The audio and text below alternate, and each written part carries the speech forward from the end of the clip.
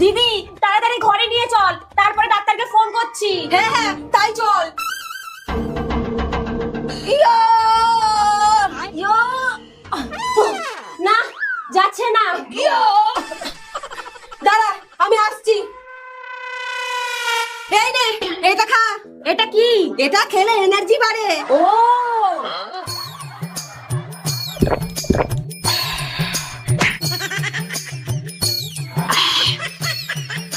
দাঁড়া